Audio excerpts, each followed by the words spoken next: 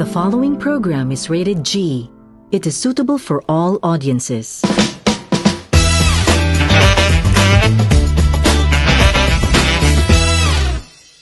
Handa na ba ang mga tenga nyo? Magsisimula na ang Sparks Talk. Ako si Krisha, ang inyong host. At naririto na sila, mga dilag na nagniningning sa kagandahan at talino, at ang mga nagpapatunay na ang Miss Universe ay higit pa sa isang corona. Kilalanin natin sila. Mula sa Bangladesh, Miss Rhea, the first runner-up. I am Rhea, your Miss Universe first runner-up. My name is Janine Aisa P. De Los Santos, Miss Universe 2024 Philippines!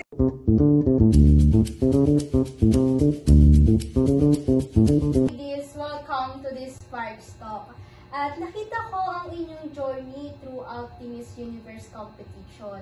At talagang humanga ako sa ibinigay niyong strength at grace. So now, let's dive into what makes you guys so inspiring. So, first question is I have for Bangladesh. So, you represent Bangladesh on international stage. So, for you, what is the most important message you want to share to the world about your country? So, Bangladesh is a land of vibrant culture, rich history, and incredible resilience. I want to show the world that we are a nation of hope, beauty, and progress. Oh, nice country. Thank you. At para naman sa ating Miss Philippines, what is the most important message na gusto mong iparating para sa ating mga kababayan patungkol sa naging journey mo sa ating Miss Universe competition? Gusto ko lang malaman ng bawat Pilipino kaya natin nakakamit ang ating mga pangarap dahil sa malakas at matatag tayo at marami tayong inaambag sa mundo. Ipinapakita sa paglalakbay ko na ito na malakas ang ating komunidad. At sana ma-inspire ko ang bawat Pilipino na yakapin nila ang kanilang talento at habulin nila ang kanilang pangarap na may matatag at malakas, may tiwala sa sarili. Maraming salamat. At talagang alam ko na na-inspire mo ang mga manonood natin ng Sparks Talk at kami rin. So, ngayon, patungo naman tayo sa isang tanong na napapanahong issue. Ang patungkol sa marapat ba na gamitin ang sariling wika sa Miss Q&A.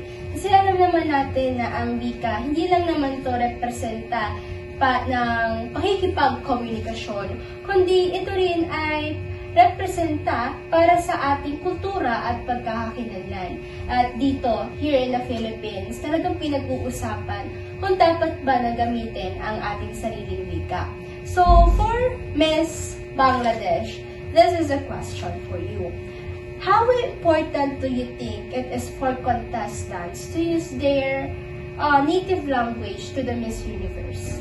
So, in Bangladesh, we are proud of our language, Bengali. It's our heritage and identity. While English is important for global communication, using our native language helps us express ourselves more authentically.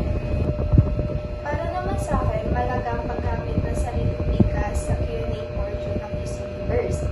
Dahil ito ay nagsisimulan ng pagkakilanlan, at dahil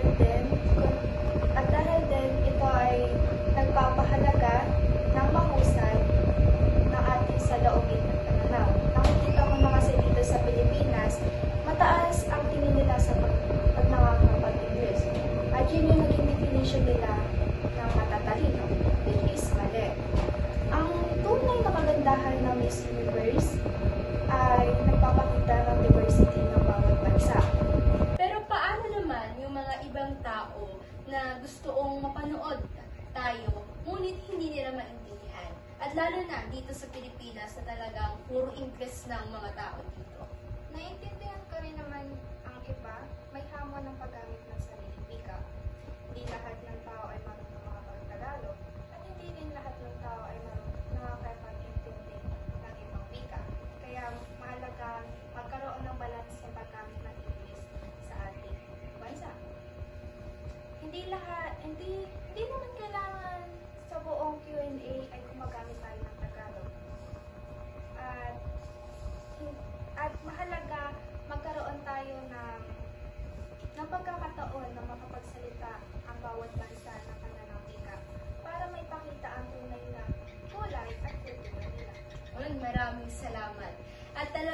nakita ko kung paano ang inyong mga pananaw patungkol dito. Nakita ko na sang-ayon kayo. At talagang alam ko na na-inspire kami na kung paano nyo pahalagahan ang ating sariling wika. Sa aming pagtatalakay, naipakita dito ang kahalagahan at na sila ay sang-ayon na gamitin ang ating sariling wika sa Miss Q&A portion.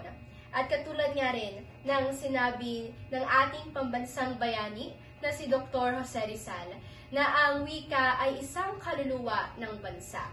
Ngunit paalala lamang na dapat hindi lang sa Miss Universe, kundi sa lahat ng anumang patimpalak at sa lahat ng pagkakataon ay marapat na gamitin ang ating sariling wika.